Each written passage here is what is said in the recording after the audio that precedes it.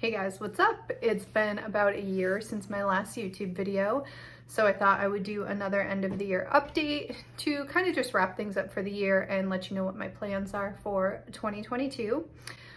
So this year, I guess the biggest thing is that we got married, so huzzah!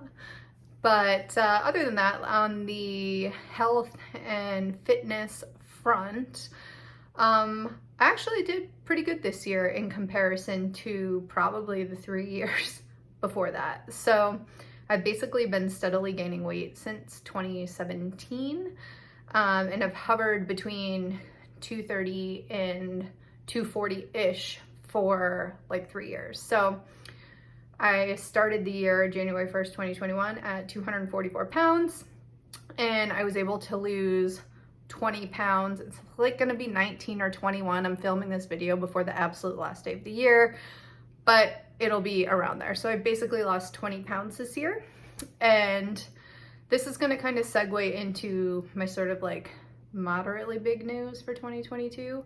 So I lost some weight. I started personal training. I did 64 personal training sessions. I went to the gym like 139 times, I think. Had 11 binges this year, which I've never tracked them in the past, so I don't know if that's more or less than normal, but going forward, it's something I want to track because I would like that number obviously to be less than 11. So that is something I'm going to work on in the new year. I lost about 11 inches in addition to the 20 pounds lost, and that 11 inches was mostly on my arms, waist, stomach area.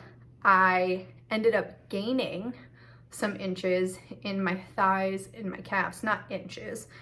I gained a half an inch in my thighs and actually 3/4 of an inch in my calves. So something that I haven't been sharing over the last year is that I've been concerned, I've talked about this a little bit previously, about potentially having lipedema because I'm not losing anything in my like lower body. Now, I didn't know if this was because after my surgeries, that weight was just collecting in my lower body. I didn't know if that was it or what was going on. So I actually found out that I have type 3 lipedema, which affects your thighs, calves, and ankles. Compression garments and lymphatic massage have not been successful. So big news for 2022 is that I'm actually going to have surgery on my legs as the first treatment to address this.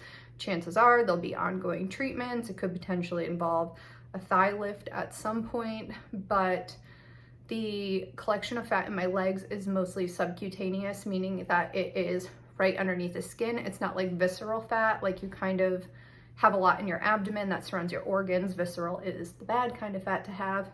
The doctor is going to go in with some tumescent fluid and use a vaser liposuction technique. So it uses like heat and liquid to break up the fat and remove it.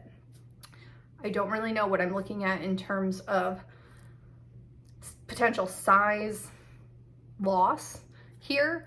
The doctor couldn't really give me a good idea because they, sort of don't know until they get in there. But on January 11th, I'm going to be going in to have that procedure done. It's, I guess, like a 4-hour surgery, which is like crazy. I think that's like the longest one I've ever had, but this should also be the easiest recovery.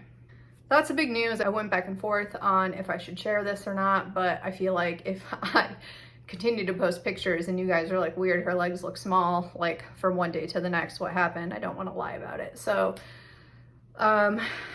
this is what is happening. Lipedema affects, as far as we know, like 11% of women. It's more common in women than men. So I wasn't sure if I was going to share this or not, but I thought in the vein of transparency, why not, right?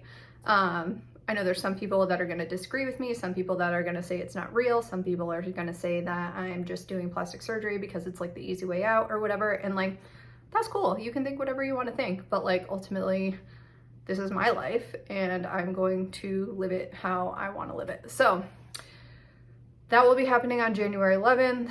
If you're interested, I will take you guys along for the ride.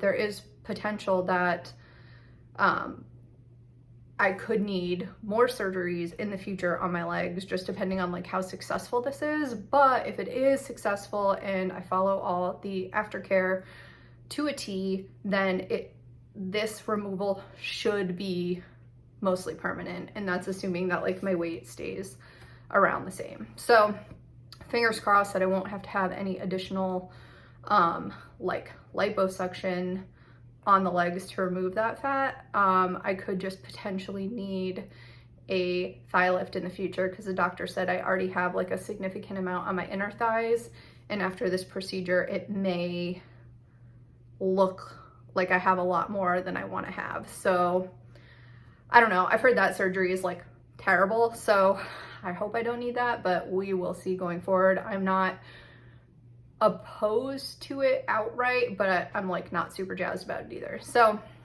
if you guys have any questions, you can leave them below. And I think what really pushed me over the edge was seeing that even though I was losing weight this year, my legs were staying the same / getting bigger. So that shouldn't be happening.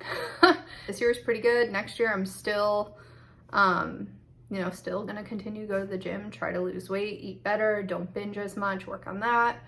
So yeah, that's what's going on with me. So I'll talk to you guys soon. Okay, bye.